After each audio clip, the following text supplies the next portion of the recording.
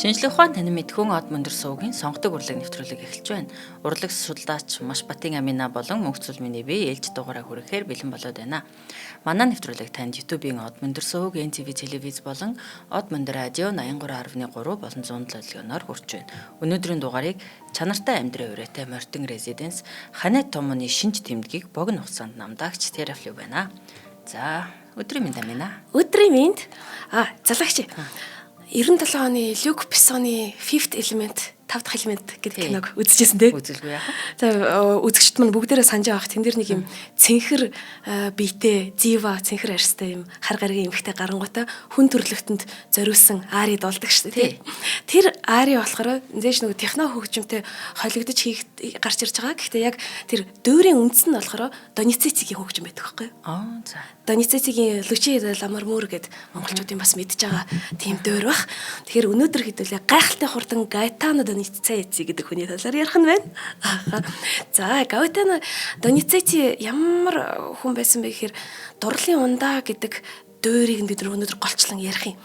Тэгэнгүүт их л тийм хурдан үйл ажиллагаатай маш хурдан тэр дөөрийг бичиж чаддаг хүн байсан байгаа юм. Тэгэхээр энэ дөөр ер нь яаж эхэлдэг вэ гэхээр нэг Адина гэдэг ер нь 1830-аад оны үеийн Итали тий 19-р зуун руу бид нар цаг хугацаагаар аялах хэрэгтэй болно. Тэгээд Адина гэдэг нэлээд бил чинээтэй айгүй олон тийм фермтэй баян бүсгүүд нэг юучгүй ядуу Ниморино гэдэг залуу дурлж байгаа байдлаар эхэлтий. Тэгээд нэр нь хүртэл нөгөө Немо буюу хинч биш гэсэн утгатай. Харин тий. Тэг хөрхи тэгэл хүн хинч биш болно шүү дээ. Тэгээд дурлаж бас болно шүү дээ. Тэгэл яг тэр эмэгтэйн хувьд бол тэр эмэгтэйн төвшний залуу биш боловч дурлаж байгаа. Ер нь тийм дурлалын тухай ийм дөөр байгаа. Мэдээж дөөр маань хөгжилтэй комик дөөр. Маш хөгжилтэй үйл явдлууд гардаг. За энэ үйл явдлын гол одоо сюжет буюу агуулга нь болохоор нэг шидэт шингэн ундааны тухай байгаад байгаа. Тэр шингэн ундааг уухаар одоо дурлал нь бүтдэг буюу хайртай бүсгүйгээ өөртөө дурлуулж болох тухай хүмүүс итгэдэг. Гэтэл ер нь 21-р зуунд ч гэсэн бид нар тиймэрхүү маш олон юм дом байдагт итгэдэг штэ тий. Тийм гараад ирвэл бас хэрглэж үзэн штэ юмыг яаж мэдэх үгүй. Тийм. Тэгэхээр энэ магадгүй нөгөө хүн төрлөختний хизээч бүтдгүү мөрөөдлөл байх л да. Ямар нэгэн хэрэгслийг болоод ямар нэгэн шидэт ундаа угаад ч болов хайр дурлалоо олё гэд тэгтэгтэй. Тэгэхээр ийм хөрхөө батхтай ийм хөнгөн дөөр байна. За тэгэхээр энэ 19-р зуун гэдэг бол ер нь Итали, Германы алдартай хөгжмийн зохиолчд хоорондоо бол гэд маш өрсөлддөг байсан үе. Германд болохоор Мендельсон, Шуман, Вагнер, Брамс гэд суутнууд байгаа. Гэхдээ энэ Германы ерөнхий энэ сонгодог Мендельсон, Вагнер энтрийн хөгжим бол илүү гүн гүнзгий тийм далд дутах санаатай тэгээ илүү юм ирээдүйд зориулсан мөнхийн тэр философийн асуудлуудыг хөндсөн нэлээд гүнзгий тийм хөгжим байсан. Харин италичуудын хувьд болохоор яг одоо энд байгаа тий илүү ахуйн шинжтэй. Хүний нэг өдөр тутмын амьдралын нэг бидний ингээд зарим тохиолдолд бол үл ошоохоод анзаарахгүй өнгөрөх төр нэг жижигхэн харилцаа хоорондын хүн хоорондын тэр сэтгэл мэдрэмжийн нюансууд дээр илүү төвлөрсөн санагддаг. Ер нь үнэхээр италичуудын өөрсдийнх нь байгаа байдал зан характерч гэсэн тий юмыг их гоё оптимист буюу энгийн жижиг юмд ач холбогдол өгч тэрийг сүр жавхлантай баяр баясгалантай болгодог тий. Тий маш тийм өөдрөг гоё хүмүүс. За тэгэхээр ийм учраас Италийн дөөрүүд маань болохоор нэг талаас маш гайхалтай аялал дуу хоолой хөгжмийн зэмсгийн гоо үсгэлэн харуулсан одоо виртуоз шинж чанар гэж ярьдаг шүү дээ. Нэг дуу хоолой байлаа гэхэд яг энэ үедээ бол ингээд шилжилтүүд нь маш олон тий. Тэрийг үнэхээр өндөр чадвартай байж тэр дуу хоолойны шилжилтүүдийг гаргах гэдэг ч юм уу. Нэг талаас тийм гоо үсгэлэнтэй нөгөө талаас болохоор юу гэж хэлэгдэжсэн бэ гэхээр манай Италийн дуу хөгжим гэдэг чинь ерөөсө дэндүү хөнгөн одоо тансаг хувцснуудын цуглуулга болчлоо гэдэг. Үзэгчдийн таашаалт гэдэг нийцүүлэх гээд ингээд айгүй тийм энгийн болчлоо гэд маш гоё тайлбар байна. Тэгэж ер нь тухайн үедээ шүүмжлэгдэж байсан байна. Гэхдээ мэдээж Доницецкигийн ч бай ер нь энэ үеийн 19-р зууны Италийн шилдэг хөгжмийн зохиолчдын уран бүтээлд бол нийгмээ өөдөн шүүмжилсэн далд утах санаа бол их оршсоор байдаг байсан. Энийг ялангуяа тухайн үедээ энэ бол энэ манай л нийгмийн манай Италид болоод байгаа асуудал гэж хүлээж авсан боловч яг үнэндээ хүн төрөлхтний л асуудал байсан. Тийм яг хүн дээр тулдаг. Нөгөө одоо глобал юм ярихгүй шүү дээ, макро эдийн засаг ярихгүй. Илүү микро юм яриад байдаг. Зарим тохиолдолд яг тэрийг нь хоёулаа өөрийн нэвтрүүлэг дээр бас ярьж байсан да. Хит нөгөө детальд анхаарад энэ жижиг сэдвэр хөдөлтөд ийн гэж байгаа боловч яг үүндээ тэр нь харин ч хамгийн мөнхийн хүн болгонд хаантлагийн аль өнцөг болонд байгаа хүн болгон гэр бүл осын ярилцсан дээр байдаг асуудал. Яг тийм 200 жилийн өмнө Италид хүндч тулгарч исэн өнөөдөр тийм 2026 онд Монгол хүндч тулгарч болох асуудлуудыг хүндж исэн. Энийний одоо хамгийн том жишээ болохоор хошин дуурийн оргил тий Гаэтано Донизеттигийн дурлалын ундаа лелехсиг дэмо гэж байгаа юм л та. Ийм дуурайга. За Гаэтано энэ үгийг ямар хэлэхэд амар хэцүү юм бэ те. Дагаад хэлээрээ манайхаа гэдэг. Гаэтано Донизетти. Гаэтано Донизеттигийн намтар бол өөрөө одоогоос 230 орчим жилийн өмнө буюу 1797 оны 11 сарын 29-нд Италийн хойд хэсэгт оршдог жижигхэн гэхдээ үзэсгэлэнтэй Бергамо хотод мэнтэлсэн байна. Би дандаа Бергамо гэж буруу дуудлагатай. Маш олон хүмүүс тэгж буруу дуудлагатай хэлдэг юм лээ. Бергамо юм бэл. Бергамо юм. Харин тий. Тэгэхээр энэ ер нь яг ямар үе байсан бэ гэхээр 19-р зууны эхний хагас гэдэг чинь нөгөө алдарт Верди маань арай агуу авьяас нөгөө бүрэн цэцэглэж амжаагүй Пучини тайзан дээр бас гарч ирээгүй байгаа. Тэгэхээр яг энэ үед Италийн дуурийн гол бааtruуд нь бол Россини, Беллини тэгээд Донизетти гурав байсан байгаа байхгүй. Ер нь Россиниг бол бид Севилийн өсчин гэдэг дуурайар нь аягүй сайн мэдээд байгаа. Беллинийг манай монголчууд арай бас сайн мэдгүй байж магадгүй. Хөрхи 10хан дууртай 33 наснда өнгөрцөн. Тэгээд Беллини чинь ер нь тийм айгуул багал наслсан байхгүй юу да. Тэгэд Донизетти энэ гурав маань хоорондоо маш их ширүүн өрсөлдөөнтэй. Тэ. Бүр ингээ би нэгээ үнэхээр ингээ янз бүрийн ингээ хорон үгээр хатгаж чаддаг. Тэ. Гэхдээ энэ бол их эрүүл орчин. Яагаад тэгэхээр энд яг нөгөө эрүүл зөв суутнуудын өрсөлдөө яваад байгаа учраас суутан ганцаардах ч юм уу эсвэл ганцаардлаас үүдэлтэй гацах боломжгүй хэд их бас өөрийгөө хамгийн мундаг оргил туйлна гэж бодох боломжгүй учраас их тийм өрсөлдөөн бий болцсон тийм гой үед төрж амьдарсан байгаа юм л та. За манай Донизеттигийн бүтэн нэр нь бол Доменико Гаэтано Мария Донизетти гэж байгаа. Гэр бүлийнхаа 5 хүүхэдтэйгээ хамгийн бага нь тэгээд аав Андрийн хотын Ламбардны харууллаар ажиллаж мөнгө олдог. Ээж Доминика бол эгч нар нь болохоор ойдолчноор ажилладаг, бүр маш ядуу хүмүүс байсан байгаа юм л та.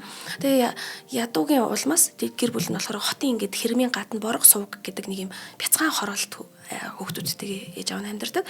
Тэгээд ер нь Гаэтаногийн одоо ертөнцийг танин мэдэх эхлэлийг тавьсан байшин одоо болтол байгаа юм байлээ. Тэгээд тэр байшингийнхаа бүр газрын төвшнээс нэлээд доор байрладаг Падвалын 2 өрөөнд л ер нь хүүхэд наснд өнгөрсөн гэдэг гэж байгаа байхгүй. Тэгээд тэр байшин одоо болтол хадгалагдсан. Тэгээд ер нь их хэцүү амьдрал байсан юм байлээ л дээ. Гэхдээ Гаэтано хүү болохоор 8 наснда хөвгүүдийн найрал дууны сургуульд элсэн орсон. Энэ найрал дууны сургуулийг болохоор ер нь буйны сургууль байсан. Сүмийн дэргэдэх Бергамо дахь Санта Мария Мажоре сүмийн одоо ерөнхий удирдагчаар ажиллаж байсан Германы хөгжмийн зохиолч Симон Майер үүсгэн байгуулсан байгаа юм л да. Тэгээд Майер болохоор бяцхан Донизеттигийн маань хөгжмийн авьяасыг таниад бүх талаар нь дэмжиж тэтгэлэг хүртэл олгодог байсан байгаа. Тэгэнгүүт Донизетти чинь 9 жил суралцаад сургуулийнхаа шилдэг сурагч нь болоод 16 наснда гэхэд аль хэдийн Театро делла Society-д тоглолтоо хийж дуулж ирсэн. Тэгэд мэдээж энийх нь хажуугаар багштай туслаад сүмийн архивд ажил хийгээд гэр бүлдээ бас санхүүгийн хувьд нэмэр болоод явж исэн. Их л амьдрал үдсэн хариуцлагатай багасаа тэгж явсан байна л та. Тэгэхээр энэ багшд нь бол бас үнэхээр баярлаа гэж хэлмээр байдаг. Яг энэ чинь нөгөө нэг урлагийн боловсрал тэгээ энэ чинь буйны сургууль гэж шүү дээ.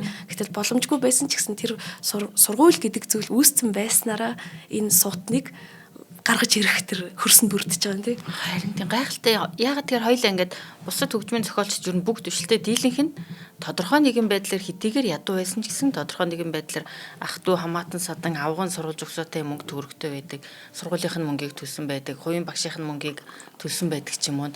Ямар нэгэн байдлаар сонгодог урлаг хөгжмөнтэй нийгмийн төр дээд давхархтай нэг холбоотой дэмжлэгтэй байдал анзаарагдаад байдаг шүү дээ. Эсвэл нэг одоо авгынхаа нэг хөдөөнийх нь суудсанд амьдардаг байсан ч гэдэг юм уу. Энэ тохиолдолд аль аль талаасаа тийм байгаагүй юм байна да аав ээж. Тий аав ээж нь аль аль Харин талаасаа ээж нь маш ядуу байна. ядуу ойдолчин байсан. Аав нь нөгөө мөнгө хүлэгчдийн газрын харуул байсан гэж байна. Гэтэл нөгөө сүм бурхан энд бол аврал болоод ороод ирсэн байж шүү дээ. Тий үнэхээр л аврал болж ирээд тэгээ Сивен Майер багш нь бүр 1815 онд 18 настай байхад нь Доницетид бүр нөгөө recommendation letter гэж байдаг шүү дээ тий өөрийн бичсэн энэ хүн бол үнэхээр сайн юм а гэж хэлж байгаа тэр загтлыг өвөртлүүлээд за болоон руу яв гэд. Болоон ч нь бас хамаагүй илүү том хөгжил нь өндөр отогоо тий. Тэгээд Болонигийн хөгжмийн лицейд илсэн ороод гигэн эцэг Станислав Матеигийн удирдлагадор одоо ирээдүйн хөгжмийн зохиолч маань үргэлжлүүлэн суралцсан юм байна. За яг энэ сургуульд яг энэ багшийнхаа удирдлагадор өмнө нь нөгөө манай Севилийн өсчингийн Россини маань суралцсан төгссөн байгаа юм. Тэгээд суралцах хугацаанд болохоор Доницетти цөөхөл хөгжмийн болон шашны хэд хэдэн бүтээл нэг үзэгдэлд дөөр 3-ыг бичсэн. Тэгээ хамгийн анхны дөөр нь гэхдээ 1960 он хүртэл бүр тоглогдож байгаагүй Пигмалион гэдэг дөөр байт юм байна. Тэгээ 20 наснда сургуулаа бол төгсөж байгаа юм. Тэгээ болгонд карьераа эхлүүлэх боломж данч олдоогүй учраас буцаад төрлөх Бергамо хоттой бол буцаад ирж байгаа юм л та. Тэгэд маш олон тооны ингээ шашны хөгжим зохиочгоор аав нь болохоор хүүгээ за нөгөө нэг доктортой ажилтай төрөлтэй сүмийн хөгжмийн зохиолч болох нэ гэж найдсан байгаа шүү дээ тий. Тэгсэн чинь хүү нь болохоор үгүй би сүмд ажиллахгүй театрт ажиллана гэдгээр театр руу татагдаад орсон. Тэгэхээр энэ дээр бас эцэг эхнэрт би дандаа хэлдэг яг нөгөө авиастай хүүхдүүдийнхаа авиасыг нь яг зөв олж таньж аль болох бити өөрсдийнхөө зүйлийг шахаарэ гэд тий. Тэгээд 1818 онд 21 настай Гаэтано Доницетти маань Энрико ди Боргоньо гэдэг дөөр бичээд Майер багшийнхаа дэмжлэгтэйгээр Венецийн Сан Лука театрт анх тоглосон юм байна. Тэгэнгүүт энэ театрт бүр энэ бүтээл маш амжилттай тоглогдоод тэр даруйда хэд хэдэн бүтээлийн захиалгатай болсон байна. Тэгэхээр яг л энэ үеэс 21 наснаас ахуулаад залуу хөгжимч маань алтар нэрнд түгээд амьдралын одоо амжилтанд хүрэх тэр зам үе таалах нь л нэгдчихсэн. Ер нь алтар нэрийн оргилд бол хүрсэн тийм хөгжмийн зохиолж байгаа. 3 жилийн дараа буюу 1821 онд Доницетти Ром хотын шинэ театр Аржентинад зориулаад Гранадын Зораида гэсэн юм дөөр бичсэн юм. Тэгэнгүүт өмнөх бүтээлүүдээс нь илүү амжилттай болоод тэгэнгүүт тэр үед чинь бас нөгөө импресарио гэж хүмүүс байсан. Ер нь бол одоо entertainment entrepreneur гэж л орж болох байх та тий. Яг үнэн. Урлагийн менежер тий. Тий одоо тэр уран бүтээлчийн менежер нахгүй импресарио. Тэр хүн хаана очих, хинтээ нэг хөрлөх, юу дуулах, ямар хөлсөөр тоглох уу гэдгийг шийддэг. Одоо менежер л юм да тий нэг төрлийн. Тий нэг төрлийн менежер тий. Тэгэд Доминико Барбая гэж тийм менежер байсан байна л да импресарио. Тэгэнгүүтээ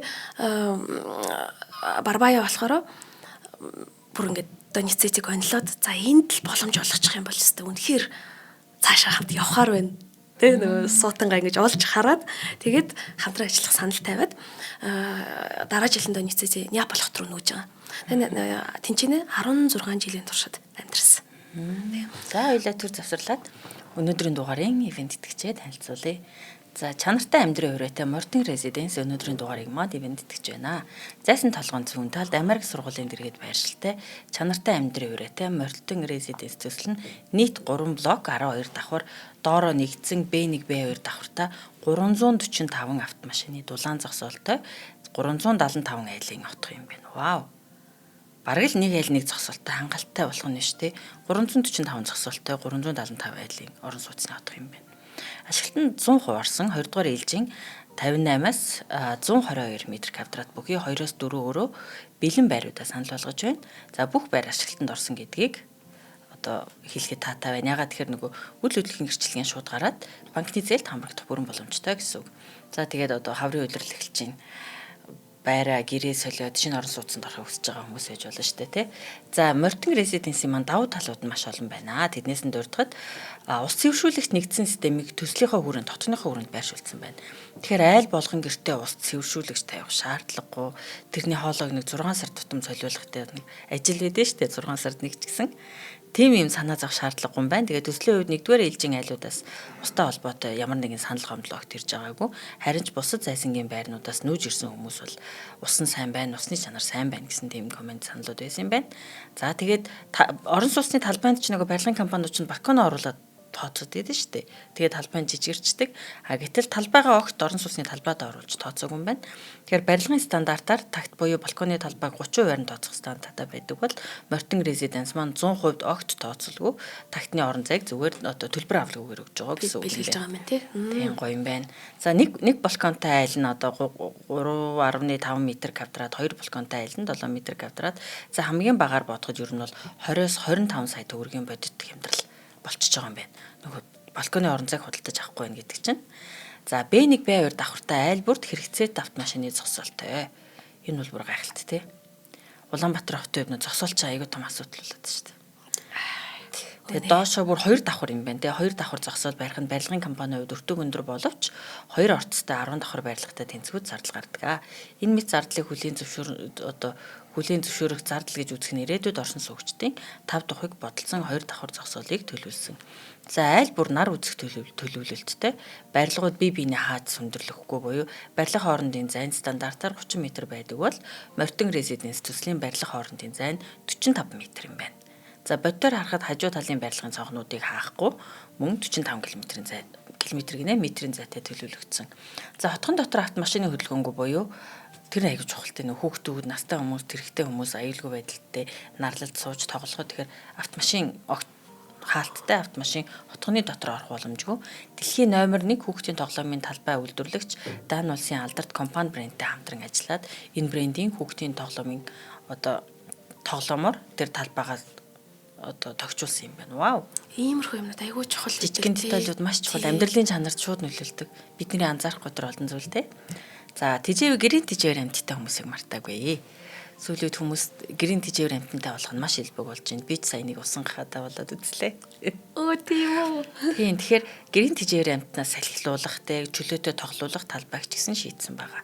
Бас нэг гоё шийдэл нь юу гэж манайхан ч нөгөө цайныхаа дээжийг өргөдөн штэ. Гэтэл дээж өргөхөд зориулсан талбайтай. Оо тэр их чухал шүү тий. Тэр чинь хүний одоо итгэл үнэмшил сүсэг бишрэлийн асуудал шүү дээ. Бас манай уламжлал цайны дээж, сүний дээж өргөх нь гэтэл энэ бүгдээ санаа зовхгүйгээр бусдад тий одоо бусдын бохимдлыг төрүүлэлгүйгээр бусдын машиныг зааруулгүйгээр дээж өргөх боломжтой талбайтай. Энэ их гоё сэтгэл шингэсэн шийдэл шүү.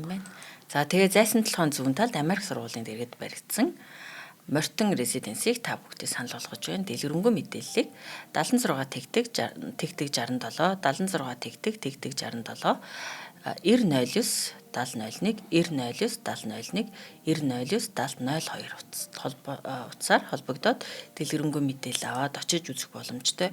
Тэгээд нөө барилгынхаа дотор тоноглууд нь дандаа Германы, Европын, Италийн алдартай брэндүүдийн тоноглууд юм байна. Гадна хаалган Германыхан байна, дотор хаалган Германы Олц брендийн.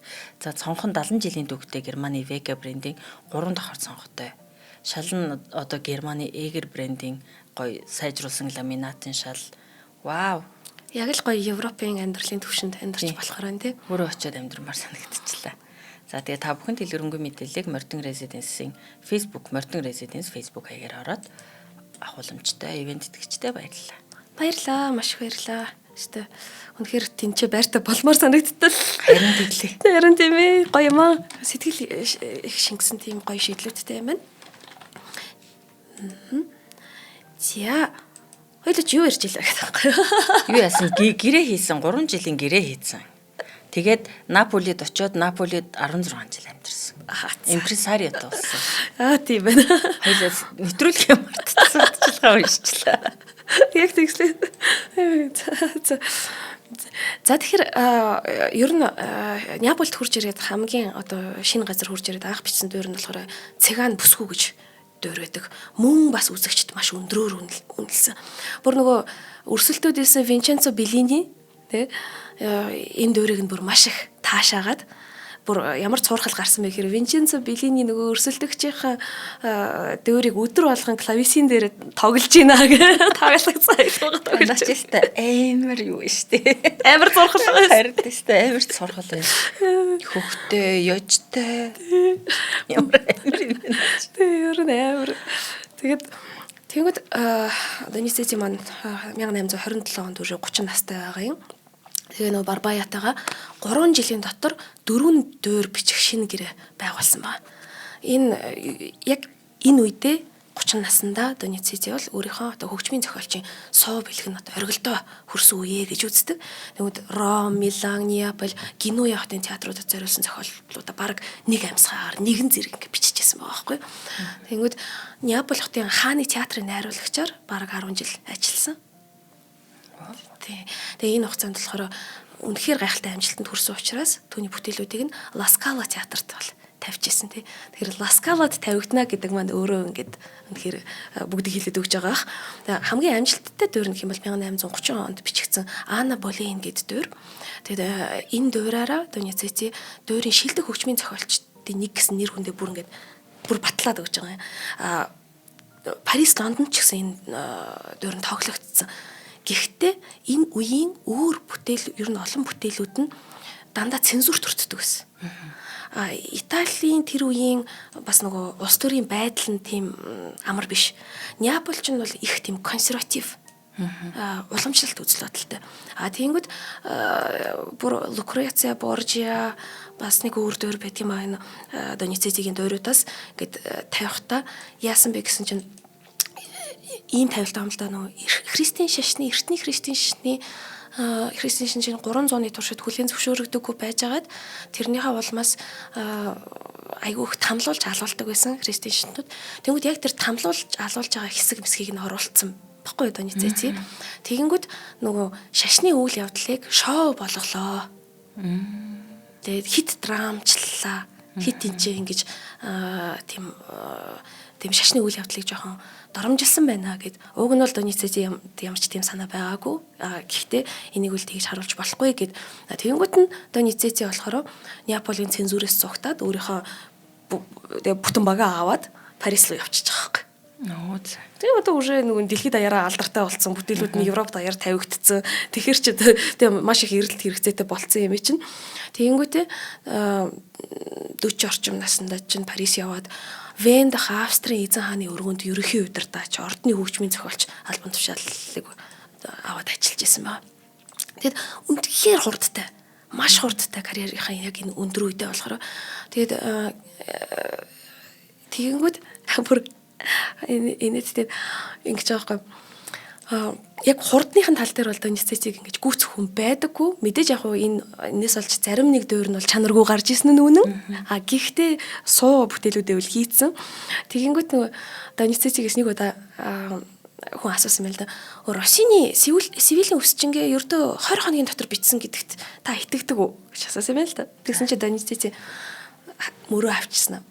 Магадгүй Россини үргэлжлэл удаан ажилладаг байсан. Өлрөө юм бэ? Тийм үнэхээр өнгөрч чадчих байгаа юм л та. Тэгээд гэхдээ ийм хөнгөн хөгжилтэй дууруудын хажуугаар одоо Мария Стюарт гэх мэтчлэн түүхэн сэдвтэй томоохон хэд хэдэн дуур бүр Италид бүр мөсөн хориглогдсон. Тэгээд үндэсний эрх чөлөө, тэгээд улсаа нэгтгэхийн төлөөх тэмцэл яг тэр сэдвүүдийг бол хөндөж гаргаж ирсэн байгаа. Жишээ нь нэг бүтээлд нь Карбонари нарын хөдөлгөөний талаар гардаг. Карбонари гэдэг бол үндэсний эрх чөлөө, улсаа нэгтгэх тэр тэмцлийг нь харуулж байгаасэн тийм хувьсгалт хөдөлгөөний гишүүд. Тэгэхээр нөгөө хэд их хувьсгалыг уралгаар дамжуулж ингэж дэвэргэх үе гэсэн айдас байсан учраас ер нь тэр дууруудыг нь олсон гэж хорж исэн юм бэл. Түрүүн бас Ан Болейныг бичсэн гэсэн шүү дээ. Тий. Тэгээ Мари Стюарт. Тэгэхээр нөгөө Англи, Шотландын түүхийн одоо бааtruуд шүү дээ хүмүүстэй тэднэрээр бас дуурайд бичсэн. Сонирхолтой юм. Тэр гүнзгий тийм түүхэн мэдлэгтэй тэр түүхэн мэдлэгүүдээрээ ингэж одоо яг орчин үеийнхаа Италийн нөхцөлд буулгаж байгаа байдлаар тий бичиж байгаа юм л та. Хувийн амьдралын хувьд гэхдээ харамсалтай нь одоо карьерийн хувьд бол ингэж маш амжилттай явж байгаа шүү дээ. Гэтэл хувийн амьдрал нь бол үнэхээр бүтээгүй. 13 настай байхдаа Ромд ингээд танилцсан найз Антониогийнхаа эгч Виржиния Василитэй 31 наснда буюу 1820 оны 6 сарын 1-нд гэрэлсэн ба. Гэрэлснээс хойш 1 жилийн дараа хүүтэй болсон ч хүн 12 хоногийн дараа нас барсан. Энэ бол Донецкич эхнэрт нь ч гэсэн маш хэцүү туссан. Ер нь их хүнд жирэмслэлт байсан. Үүний дараа эхнэр нь 2 удаа төрсөн боловч мөн хүүхэд нь эндсэн. Ингээд 1828 онд гэрлээд 28-аас 30 оны хооронд ингээ 2 жилийн туршид ингээ 3 хүүхэдтэй болох орлого нь бүтлгүүтчихэж байгаа шүү дээ. Тэгвэл 30 онд эцэг их нь хоёулаа араас дараалаад нас орчиж байгаа байхгүй юу? Ингээд яг Донецкич нөх амар байнгын эцэг ихээс хараад биш л дээ. Ингэж айгүй эрт бие даагаад явцсан хүүхэд үү шүү дээ. Гэхдээ дандаа эцэг ихтэй ингэж тусалдаг л байсан, хайртай л байсан байж таараа тий. Тэгээ эцэг их нь нас орсон чинь 1 жилийн дараа араас нь эхнэр Виржиниа нас орсон. Юутай харамсалтай. Бүр шарус басмаар байгаа имэгнэлтэй тий. Үнэхээр имэгнэлтэй.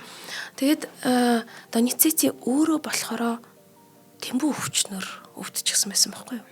Тэгээ их нартай алдаацсан. Тэгэхээр тэр үед чинь нөгөө тэмбүү өвчин чинь одоогийн ер нь бол дохтой л тэнцэх хэмжээний эмчлэгддэггүй тий. Эмчилгээ ер нь маш бага авдаг. Тэгээд нөгөө 10 жилийн турш бол Донецкич өөрөө суйлддаг, толгой нүддэг, дотор муухарах зэргээр ингэж шаналж явж исэн. Тэгээ эмчилгээ ер нь огт хийлгэж байгаагүй юм билээ л дээ. Тэгээд өвчнөө даамжирсаар ажиллаа хийж чадхаа болоод 46 наснда буюу 1843 онд өөрийнхөө сүүлчийн дуур болох Дон Себастьяногоо бичиж исэн юм байна. Үүнээс хойш 2 жилийн дараа Донецкич саажилттай болсон. Тэгэд саажилттай болоод ер нь энэ тал дээр хоёр зарим нь нөгөө ухаан солиорсон гэдгийн зарим нь болохоор үгүйгүй ер нь зүгээр л саажилттай байсан бичих боломжгүй байсан гэд. Гэхдээ ямар ч гэсэн тухайн үеийнхаа сэтгэц мэдрэлийн эмнэлгийн бол хяналтанд бол байсан. Тэгэнгүүтээ үеэл Андреа нь хурж ирээд Парист ирсэн чинь аавынх нь нэг сонин гэд авирлаад байна тий. Тэгсэн чинь эмчнэр болохоор за сувлалт байлгачихаа гэж зөвлөснээ дагуу үеэл Андреа нь бол Донецкичийг сувлалт байлгасан байгаа. Гэхдээ хэсэг хугацааны дараа нөө найзууд нь энэ сувлалт байгаад ямар ч дээрдэх юм байхгүй байгаа учраас ядаж төрсөн хотод нь Бергамот нь авчирья. Тэгжиж нөгөө төрсөн хотынхаа тэр хүүхэд насныхаа тэр бүх дурсамжийг харж иж арай ухаан санаанд нь сайнаар нөлөөлөх болов гэж бодоод авчирсан байгаа юм. Даанч харамсалтай нь Донецкич бол эдгэрэлгүйгээр байж байгаад 1848 оны 4-р сард энэ хорвоогоос хайлсан байгаа. Түүнийг бол Бергамо дахь Санта Мария Мажоригийн сүмд анхны багш Симоно Майерийн хажууд оршуулсан.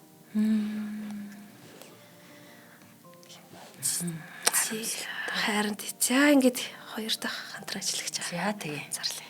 За сонгодог урлаг нэвтрүүлгийн маань хоёр дахь хамтран ажиллагч бол бидний хамгийн сайн мэдэх найдвартай Терафлю. За ханаа томооны анхны шинж тэмдэг илэрхэд толгой өвдөх, хоолой өвдөх, нус гоожих, халуурах, найдах, бие жирсгэх гэх мэт шинж тэмдгүүд илэрдэг. Энэ шинж тэмдгүүд илэрсэн даруйдаа Терафлюг халуустай найруулга уухыг одоо бид нар бүгд сайн мэднэ. Найруулга уухад шинж тэмдгүүдийг бүрэндээ тайвшруулах, намдаах, тэгээд улмаар ер нь бол ингээд ханаад эхэлж байгаа үед уучхад даамжирхай байгаа зогсоочдөг тий. Сефтми агуулмжийн төртөө болохоор тэгж санагддаг. За тэгээд нөгөө Терафлюнд улбов төрж идмэр вэ гэдэг чи бас үнний ортой л үгтэй тий. Тэгэхээр өнөөдрийн дугаарын ивент итгэж маань Терафлю байлаа. Тэгээд та бүхэнд ханаад томооны анхан шатны шинж тэмдэг илрээ толгой өвдөх, хоолой сэрвэгнэх, нус гоожих, халуурах, найдах, бие арзах, сулдах гэх мэт шинж тэмдгүүд илэрсэн бол та бүхэн өөрт хамгийн ойрхон эмийн сангаас h.segment/immune product гэсэн хуудасаар ороод дэлгэрэнгүй мэдээллийг авч болно. Өөрт байгаа байрныхоо доор байгаа хамгийн ихний эмийн санд ороход Терафлю байгаа. Терафлюг аваад халуун устаа найруулж угаад сайхан унтахад өглөө ханиадны ямар ч шинж тэмдэггүй болоод шинэ хүн шиг сэрнэ гэж хэлмээр байна. Үнэхээр л яг Терафлюгийнхаа ачаар ингэж нэвтрүүлгээ хийж байгаа. Сая нэг нэлээ муухай ханиад төрсөн. Тэгээ маш их баярлалаа Терафлю. Яагаад тэгэхээр Донецкичийн бол хамгийн одоо алдар нэрд хүргэсэн, хамгийн их хүмүүст хүрсэн тий энэ хошин дуур болохоор Донецци өөрөө ч угаасаа нэг юм төрөлхийн хошин шогийн мэдрэмжтэй байгаа биз дээ. Ингээл тэр нэг Россиныг хэлж байгаа ч гэсэн те нэг юм саркастик өгөөдсөн те. Тэгэхээр ийм өөрөө хошин мэдрэмжтэй хүнээс гарсан суут бүтээл маань дурлалын ундаа гэж байгаа. Ер нь Донецци 32 жилийн хугацаанд 65 гаруй дөр бичсэн. Тэр жилдээ 2 юм уу тий. Тийм байна. Тий. Тэгвэл дурлалын ундаа нь болохоор юугаараа онцлог вэ гэхээр ер нь ардын урлагийн дөрүүд орж ирдэг. Ер нь тийм Италийн ардын театрын үндэсний уламжлалтай гүн гүнзгий холбоотой. Ер нь ардын урлагийн дөрүүд гэхээр илүү тийм өнгөлөг, тод одоо ийм аялгуунууд нь хүртэл ингээд гялалцж хувирдаг гэж хэлж байгаа юм. Үйл явдал нь болохоор одоо маш бодит драмын хувьд бол их чадварлаг зохиомжтой. Тэгээ ер нь тийм амьдралын их баяр жаргалыг мэдрүүлсэн тийм яруу найргийн их хурц сонирхолтой үг хэллгүүттэй. Тэгээд мэдээж сууц зохиолч найрагч Хайнрих Хайне хэлжсэн байл да. Донецциг аялах өөрийн шогсон хөгжилтэй байдлаараа ертөнцийг баясгадаг. Тэгэхээр л за тэгээ 34 наснда энэ дуурийг бичиж эхлээд ямар ч тийм драм, эмгэнэлт явдалгүйгээр зүгээр л гинтийн хошин шог хайрын түнхээр амталсан тийм хөнгөн инээдмийн жүжиг байхаар бол төлөвлөж исэн байна. Тэнгүүд нөгөө либретог болохоор олон удаа дандаа хамтарч ажилладаг. Одоо ер нь энэ Россини Масини ч гэсэн хамтарч ажиллаж байсан. Феличи Романи гээд зохиолчд бол даатгаж өгч байгаа. Тэгэнгүүтээ захиа бас айгүй хөөрхөн Феличи Романид захиач. Би энэ дуурийг 2-7 хоногийн дотор бичих ёстой. Танд үүн дээр ажиллах 7 хоног өгье. Дураараа юм байна. Ажиллах санал тавьж байгаа үстэй уг нь. Тэгснэ. Бидэнд герман гоо бүсгүй, гацдаг тенор, ямааных шиг хоолойтой буфо, мөн ямар ч хэрэггүй Франц аргил хоолойтон би гэдгийг бодолцож үзээрэй. Илүүдэхгүй. Үүний хамт та өөрийнхөө нэрийг алдаршуулж чадна. Вау. Тэгээд байгаа ингээд дуучтаа бас шоглоод байна шүү дээ тий. Ямааных шиг хоолойтой буфо, ямар ч хэрэггүй Франц аргил хоолойтой ингээл тий. Бүгднийг ингээд шоглоод. Тэгээд үнэхээр либрет чинь маань ч гэсэн Донеццигээ даагаад яг энэ дурлалын ундаа дуурийн дараа бол маш алдартай болсон. Анхны тоглолт нь 1832 онд Миланы Театр делла Canobbianid болсон юм байна. Тэгээд Миланы хотын үзэгчдэд бол маш их таалагдаад тухайн улиралтаа 32 удаа тоглогдсон гинэ. Улиралт 32 гэдэг чинь тийм актер. За тэгэхээр одоо манай хагасаа бүтээсэд байсан тий. Манай улсын дуур биж гэрдийн театрт тоглогдсон шүү дээ. Тэгэхээр дуурайа хідүүлээ үзэхээсээ өмнө яг ямар үйл явдал болтын бэ гэдгийг товчхон дурдчихъя. За нэгдүгээр бүлэгт нэгдүгээр үзэгдэл. Түрүүн хэлсэнчлэн 1830-аад оны үеийн Италийн нэгэн тосгон дүрнэж байгаа. Гол дүр бол Адина гээд хэд хэдэн ферм эзэмшдэг баян залуу эмэгтэй. Дуурийн үйл явдал бол тэдний нэгэн ферм дээр болж байгаа. Адинагийн найзуудын найрал түүний дотны найз Жанетагийн гоцлолоор дуур үйл эхэлж байгаа. Тэгвэл Адинад дурласан Ниморино гэдэг нөгөө хинч биш залуу маань байгаа. Тэгэл тэгэнгүүт нэг quanta e bella quanta e cara гэл ямар үзсгэлэнтэй ямар тэгчин бэ гэл айгүй гоё ингээл нэгээд энэнийг жүжиглэлтийн гаргаж чадвал үнэхээр гоё гэдэг байхгүй нөгөө яг ингээд Адинаг чинь тойрол маш олон найз нөхдүүд нь байгаа л тий. Тэгвэл Ниморино ингээд хинч биш байхгүй тэр донд тэгэнгүүт Адина нэг юм Тристано Изолде нарын тухай хайрын зохиол уншаад тэрийг ингээд найзуудтай ярьж өнгөд тэр нөгөө олон нийт донд нь ингээд шингэчгээл Ниморино тий нэг юм анхааралд өртчихгээл тэгэл шаналал явж байгаа. Яг нөгөө үнэхээр л хүн дурлцахаараа ямар амар солтороо болдог вэ гэдгийг Нимориногийн жүжиглэлтээс харж болдог.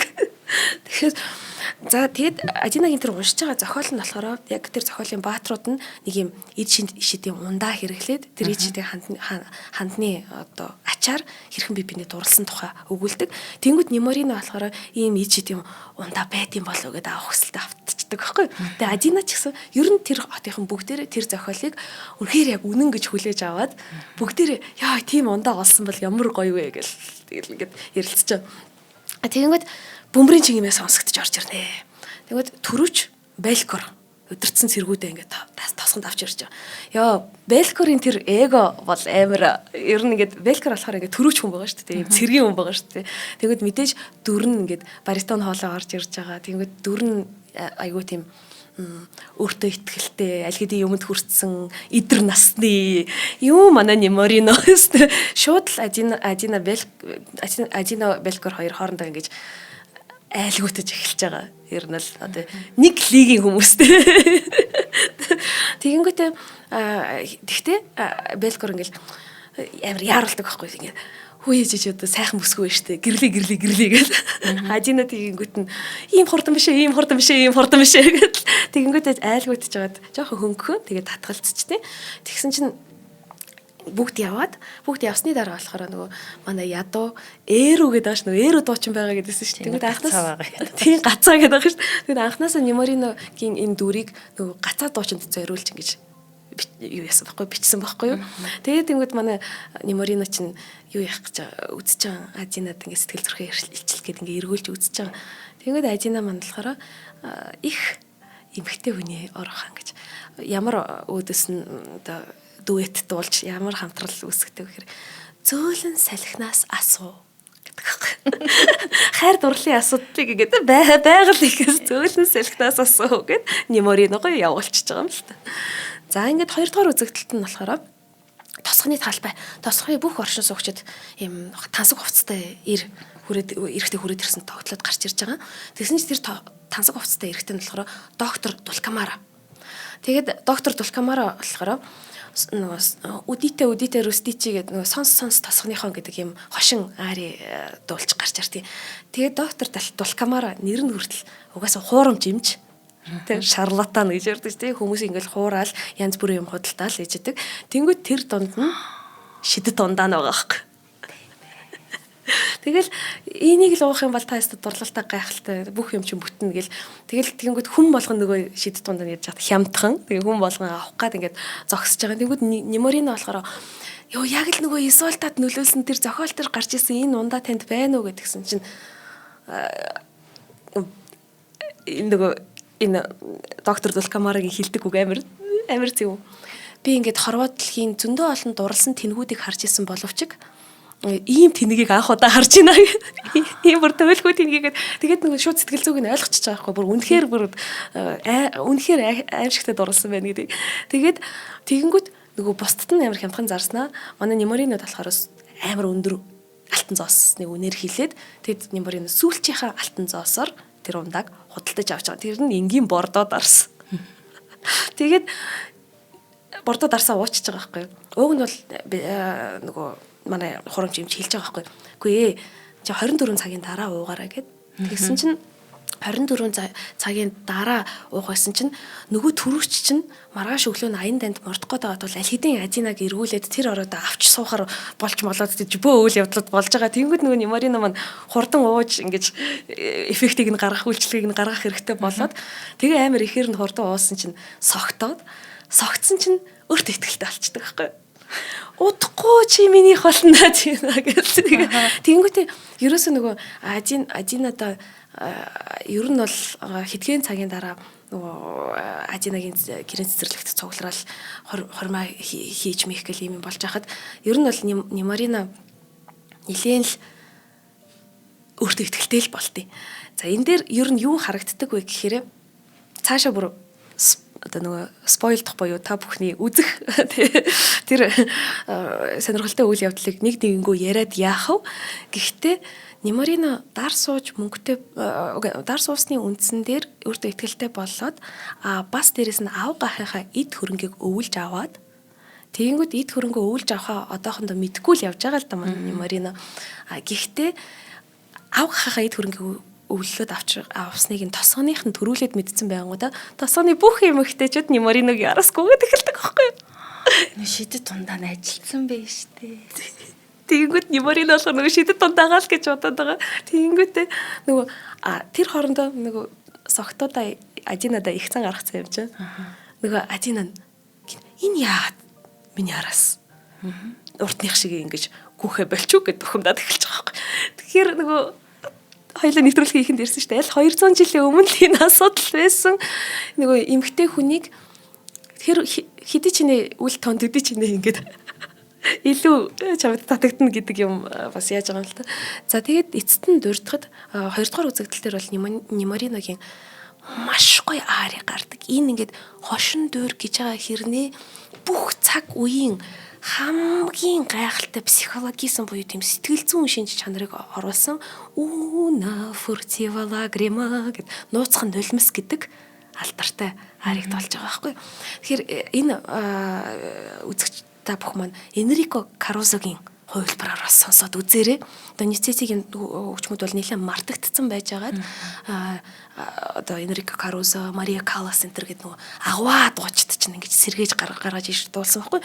Энрико Карузо чинь хамгийн анхны нөгөө граммофоны пианзо шүү дээ. Тэрэн дээр 500 орчим одоо тэгэж бичлэг хийлгсэн тийм одоо ч өөрөө бүр гайхалтай Италийн домогт тенор хоолой. Тэгэхээр тэр Энрико Карузо яг энэ Una furtiva lagrima дуулдаг тэр ямар их гониг вэ ингээд хайр дурлал нь одоо бүтэхгүй байгаа хүний ямар их гониг вэ гэдэг бүр гайхалтай. Ер нь Карузо ч өөрөө их сонирхолтой юутай амьдралтай нэг талаас их сахилахгүй. Хүүхний өгзөгөн дээр ингээд хамаагүй цохиод торгуулчихна. Нөгөө талаас болохоор тэ одоо улаан загалмайд чинь Карузо чинь 21 сая долларыг хайдуулж мэнтэлсэн байгаа юм. Энэ мэтчлэн ингээд их сонирхолтой тийм дуучин байгаа. За ингээд ямар ч тач энэ дуур маань өөрөө аз жаргалтай төгсдөг. Тэгээд Монголд улсын дуур бүжиг эрдмийн театр урын сангийнхаа бодлогынхаа хүрээнд мэдээж дэлхийн шилдэг хошин дуур Доницетигийн дурлалын ундааг өөрийн тайзнаа тавих ёстой гэд 2024 онд үзэгчдийн хүртэл болгосон. Тэгээд дуурийн одоо залуу найруулагч саяхан жишээ бит хоёр саяхан бичлэр манай нөгөө Мендваяр маань Оросдоо төгсөөд хурж ирээд маш сонирхолтой тийм шинэлэг тавилтаар Доницетигийн дурлалын ундааг тавьсан. Нэг бүр хувцсан ингээд орчин үеих байдаг байхгүй. Тэгмэд ингээд хүн чинь эхлээд нэг шоконд орт юм байл шүү дээ. Нэг үлгэр үзэх гээд ингээд ороод ирсэн чинь энэ яг чиний амьдралд тохиолдож болох чиний өнөөдрийн асуудлууд бас байгаа шүү гэдгийг тэр хувцсны тэгээ тайзны ийм өргөц шинэлэг тавилтуудаар бол айгүй гоё харуулж чадчихсан байлээ. Минь хоёртаа бас баяр хүргэе дашрамт те. За тэгээд 3 сарын 7-8-ны өдрүүдэд дурлалын ундаа маань улсын дуур бүжиг эрдмийн театрт тоглогдох юм байна шүү. За баярлалаа. Маш сонирхолтой. Гой санагдчихэв. Баярлалаа. Ингээд үзэг сонсогчтой 3 сарын 3-7-нд Дөрвөж эрдмийн театрыг зарахыг хүсэж байна. Ингээд та бүгдээ шинжлэх ухаан танин мэдхүн од мөндөр суугийн сонгодог урлаг нэвтрүүлэг хүрлээ. Урлаг судлаач Машбатын Амина ээлж дугаараа бэлдэн хүрлээ. Өнөөдрийн нэвтрүүлгийг чанартай амьдрал өрөөтэй Мордон Резиденс Ханет Томоны шинж тэмдгийг хамгийн богино хугацаанд устгадаг терапевт байлаа. Дараагийн дугаараар уулзлаа. Баяртай. Баярлалаа.